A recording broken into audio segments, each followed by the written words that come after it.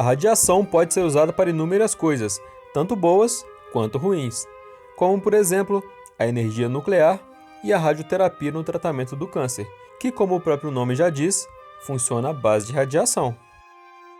E não é só isso, tem diversas coisas que usam esse tipo de radiação e são benéficas para o ser humano. Mas, e sempre tem um mais, se ela for usada de maneira errada, ela pode ser prejudicial para os seres vivos, incluindo os seres humanos. Então, o que aconteceria se uma pessoa fosse exposta à radiação em excesso? Nesse vídeo eu não vou precisar teorizar nada, porque isso já aconteceu e é isso que eu vou te contar hoje. Meu nome é Diego e hoje nós vamos falar de ciência. A radiação ionizante é um tipo de radiação que afeta tão profundamente uma estrutura viva que pode produzir problemas e mutações até mesmo no DNA, a ponto dessas mutações passarem para os filhos, netos e assim por diante, até desaparecer por completo. E isso se você ficar vivo para conseguir passar esses problemas para frente. E eu digo isso porque dependendo da dosagem de radiação que uma pessoa receber, ela definitivamente vai a óbito. A radiação também pode ser medida, e a unidade que mede a dosagem de radiação é o sievert. A exposição ao longo de um curto período de tempo a 1 sievert já pode alterar a estrutura celular humana, e com isso, a pessoa já tem 5,5% de chance de desenvolver algum tipo de câncer devido a essa exposição. O máximo que uma pessoa pode receber sem ter uma morte rápida e dolorosa são 7 sieverts, ou seja, passou disso, já era, vai comer capim pela raiz. E guarda essa informação aí com você, porque ela vai ser importante ainda nesse vídeo. E isso não tira a chance de óbito, porque uma pessoa menos resistente pode receber menos de 7 sieverts e ainda assim não suportar de qualquer forma. E é agora que a gente vai conhecer o homem mais radiado da história. O acidente de Tokaimura. A gente sempre ouve falar do acidente nuclear de Chernobyl, e praticamente tem ele como referência quando vamos falar de problemas com radiação. Mas o que a gente esquece é que existem centenas de outros lugares em que essa radiação é utilizada e que podem gerar acidentes. Só para deixar claro aqui, a energia que as usinas nucleares geram é uma das energias mais limpas, se não for a mais limpa. E as falhas e acidentes que acontecem são quase 100% das vezes causados por falha humana, como foi o caso em Chernobyl e também em Tokaimura. E lembrando que agora teve um acontecido com radiação aqui no Brasil, lá em Goiânia, e se você quiser que eu conte essa história, só me falar aqui nos comentários. Um terrível incidente ocorreu em Tokaimura, no Japão, no dia 30 de setembro de 1999, quando uma reação em cadeia descontrolada envolvendo material radioativo foi desencadeada. Este se tornaria o pior acidente nuclear do país. Nas próximas 20 horas, 49 pessoas dentro da usina foram expostas a níveis perigosos de radiação. Entre eles estava Hisashi Oshi, então com 35 anos, que foi exposto a 17 sieverts de radiação, 10 sieverts a mais do que a dose letal, que, como eu disse, é considerada em torno de 7. O acidente ocorreu na JCO, uma empresa japonesa de ciclo de combustível nuclear na província de Ibaraki.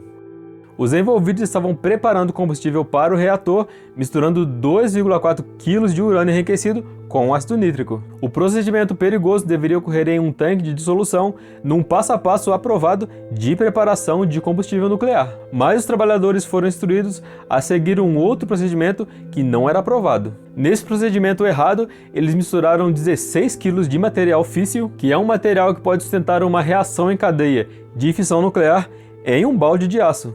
Olha como eles foram práticos. Mas, como você deve estar imaginando aí, deu muito ruim.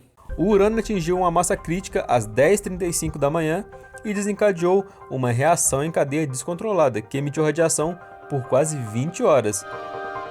Os 3 trabalhadores que realizaram a operação relataram ter visto um flash de luz azul antes de desmaiar. Esse flash de luz azul a gente conhece como radiação Cherenkov, que é emitida durante uma reação crítica. Eles foram resgatados por colegas e levados para um hospital local pelo serviço de emergência. O que aconteceu com Hisashi? Após a exposição mortal, Hisashi foi levado para o Instituto de Ciências Radiológicas em Chiba. Ele teve queimaduras graves na maior parte do seu corpo e lesões significativas nos órgãos internos.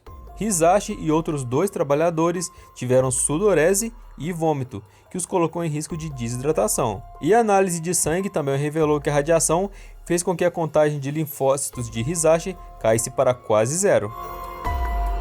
Linfócitos são um tipo de glóbulos brancos envolvidos no sistema imunológico, e quando eles ficam em níveis muito baixos, a gente chama esse problema de linfopenia ou linfocitopenia, e isso deixa o corpo muito vulnerável a diversas infecções. Ela pode ser causada por doenças no sangue, como linfoma de Hodgkin, leucemia, AIDS e, evidentemente, exposição à radiação. Em uma tentativa de salvar a vida dele, os médicos da Universidade de Tóquio realizaram um transplante de células-troncos periféricas do irmão do Hisashi. As células que foram injetadas começaram a produzir células sanguíneas, mas Hisashi continuou a ter problema na produção de glóbulos brancos, glóbulos vermelhos e plaquetas, exigindo um controle rigoroso para evitar alguma infecção. Ele teve perda de pele e lesões gastrointestinais, o que significa que ele estava perdendo muito sangue e fluidos corporais, e desenvolveu insuficiência respiratória devido aos fluidos nos pulmões. Hisashi sofreu uma parada cardíaca no dia 58 devido à hipóxia, que é quando as células não recebem oxigênio suficiente, mas ele foi reanimado. A condição dele continuou a piorar, e quando seus rins e fígado pararam, ele continuou lutando contra a insuficiência respiratória e desenvolveu a síndrome hemofagocítica, uma condição com risco de vida caracterizada por uma resposta imune hiperativa e anormal. Várias tentativas foram feitas para salvar a vida dele, mas o efeito devastador que a radiação teve no seu corpo acabou por matá-lo 83 dias depois por uma parada cardíaca fatal, devido à falência múltipla de órgãos. Seu colega, Masato Shinohara, sobreviveu por 7 meses com a ajuda de enxertos de pele, tratamentos contra o câncer e uma transfusão de células-tronco de sangue de cordão umbilical, mas acabou falecendo após 211 dias, também por falência múltipla de órgãos. As lições aprendidas com o acidente de Tokaimura.